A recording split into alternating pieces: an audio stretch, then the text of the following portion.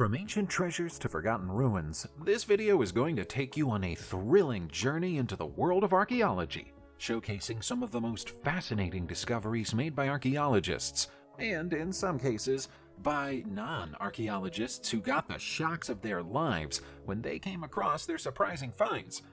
Get ready to uncover the secrets of the past and experience the excitement of unearthing history.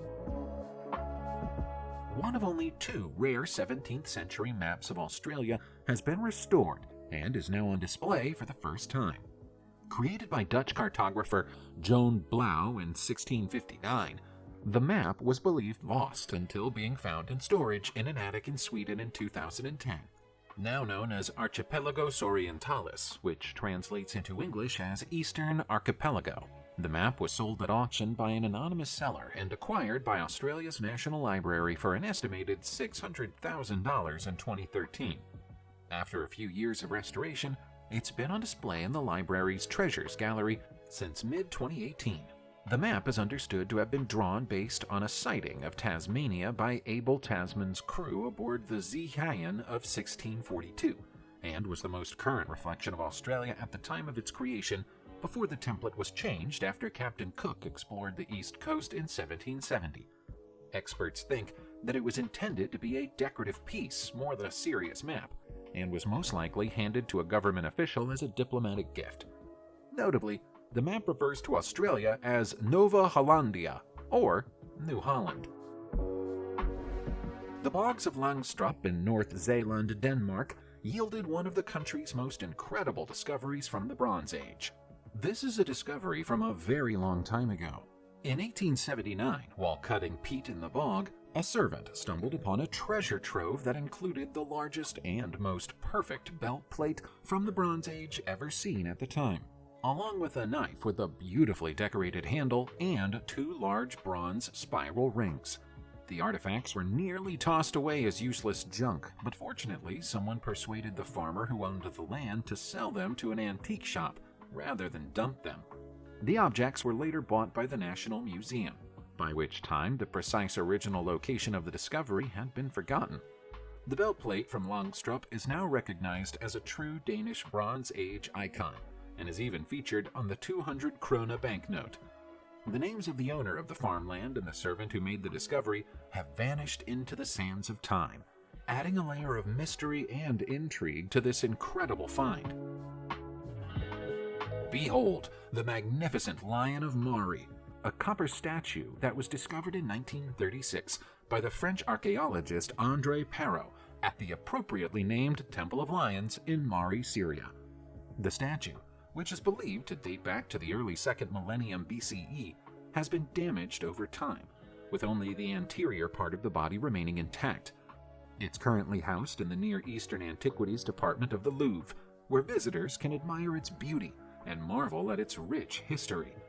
The Temple of the Lions, where the Lion of Mari was found, was built around 2150 BCE by the Shakanaku governor of Mari named Ishtup Ilum.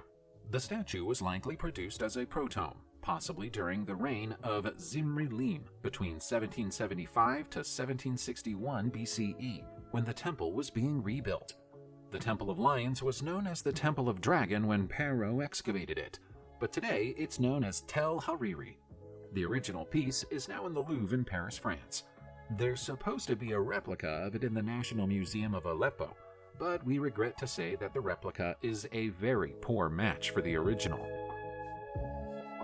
In September 2020, construction workers in Phnom Penh, Cambodia, were hard at work at the site of a new water pumping station when they stumbled across an ancient stone lion.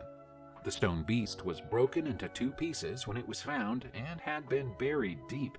When the workers came across it, they were more than 12 feet below street level. It's possible that the lion is connected to the nearby Wat Phnom Temple, as it's similar in design to the lion statues that guard the temple's main stupa and pagoda. But there's a problem with that theory. The temple doesn't appear to be missing any statues, and even if it were, this one is far bigger. Historians in Cambodia have speculated that there was once a large religious structure next to the temple, but the building was destroyed long ago, and the lion statue was buried. The temple was built in 1372, so it's likely that the lion was made around the same time. But as it's so difficult for scientists to pinpoint the age of stone artifacts, there's no way of knowing. In a fascinating discovery, archaeologists from Södertörn University have found 2 silver denarii coins from the Roman period on the uninhabited island of Gotska Sandön, Sweden, in April 2023. The coins feature the images of the emperors Trajan and Antoninus Pius. While the Roman Empire had contact with Svealand, the part of the world we know today as central Sweden, during this period, there are no historical records of their voyages to Gotska Sandön, leaving the source of the coins a mystery. One possibility is that the coins may have come from a shipwreck off the coast of the island, where numerous remnants of ancient fireplaces and hearths have been discovered. Further investigation is required to determine whether these hearths belong to a settlement or whether they were merely a temporary camp set up by ancient people who were in the area to produce sea oil. Finds of Roman silver coins aren't uncommon in Gotland. However, their discovery on Gotska Sandön has raised many questions for researchers. The team even suggests that these finds could be a crucial piece of evidence for a previously undiscovered Roman trading network in Svealand. The coins are now being studied by experts to gain more insights into their origin and significance. Next up, we have the Agusan image, also known as the Golden Tara of the Philippines. It's a 21-carat golden statue of a female Hindu or Buddhist deity, and it was discovered in 1917 on the banks of the Wawa River in Mindanao, the Philippines. The identity of the goddess has been debated since its discovery, with some scholars suggesting it represents a Hindu Sivyate goddess, while others believe it represents a Buddhist Tara. One thing that makes identifying the goddess difficult is that the goldsmiths who made the statue seem to have intentionally left out specific iconographic attributes for unknown reasons. Despite this, a recent study suggests that the image represents the offering goddess Vajralasya of the Tantric Buddhist tradition. The Agusan image is now on display at the Field Museum of Natural History in Chicago, but its ownership has been a source of conflict between Filipinos and Americans for many years. Some Filipino scholars have demanded its return, arguing that it's a national treasure of the country that was removed from the Philippines illegally.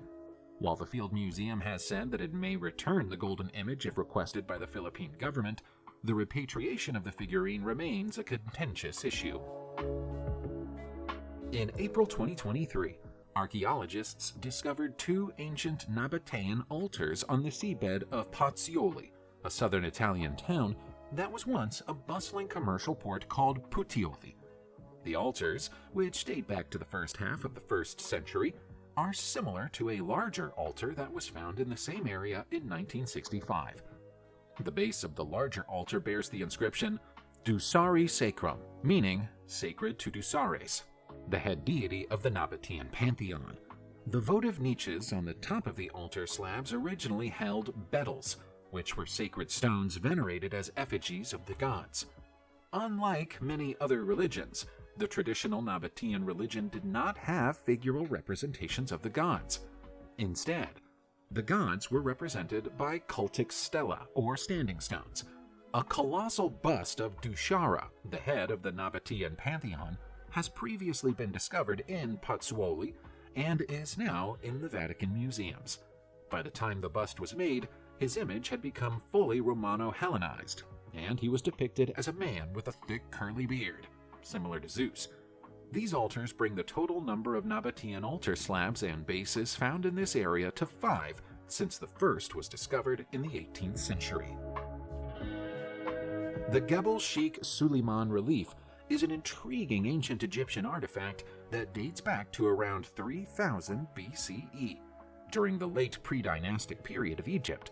It was discovered in an area near Buhen, at the Second Cataract on the west bank of the Nile in Egypt, which is considered one of the earliest frontiers in human history. This early example of low-relief carving is believed to describe a battle between the Egyptians and the A-group Nubian people, with the Egyptian king depicted as victorious, although his name isn't given. The relief is inscribed on a large sandstone block and is now housed in the National Museum of Sudan. The boat seen in the relief is believed to represent the nameless king, who's shown dominating the defeated Nubians. Additionally, a second inscription was found nearby that features a large scorpion with bound captives and is thought to be slightly older and related to King Scorpion II. This incredible artifact sheds light on the early interactions between the Egyptians and Nubians. It's incredible to think about the stories and history preserved in this ancient piece of art. The Gudea cylinders are a fascinating archaeological discovery that shed light on Sumerian history and mythology. These two terracotta cylinders, created by or for the ruler of Lagash Gudea somewhere around 2125 BCE, feature the longest known text in the Sumerian language. They were found in 1877 during excavations at Tella, formerly known as Girsu in Iraq, by Ernest de Sarzac, and are now displayed in the Louvre Museum in Paris. The cylinders are inscribed with a Sumerian myth called the building of Ningirsu's temple, written in cuneiform script. They were found in a drain next to the Agaran building, which was described on a brick pillar found nearby as a place of judgment. Rather than being discarded on purpose, the artifacts are thought to have fallen into the drain during the destruction of Girsu generations after they were made. They've been studied and translated by numerous scholars over the years, including Francois Throdangen, Ira Maurice Price, and Samuel Noah Kramer. It's been proposed that the text of the cylinders may have been part of a ritual play or enactment performed during yearly temple dedication festivities, but we'll probably never know for sure. In 1922, during digging work ahead of the installation of new sewer pipes in Dagenham, England, a small wooden statue was discovered in the marshland on the banks of the River Thames.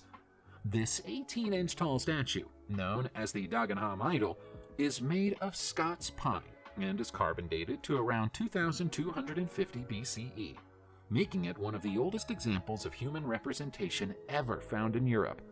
The Dagenham Idol has no arms, but has two legs with straight markings cut across them, hips and buttocks narrowing to a waist, and then broadening to shoulders, and a rounded head.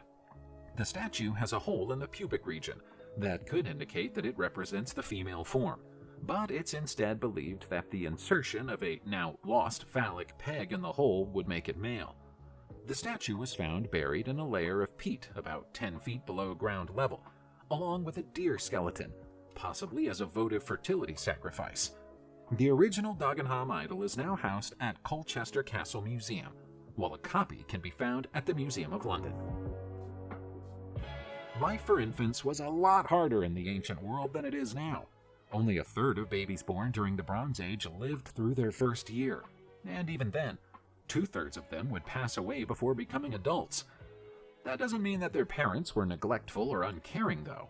In fact, if experts are right about the purpose of these ornate drinking vessels, they weren't totally dissimilar to the parents of today.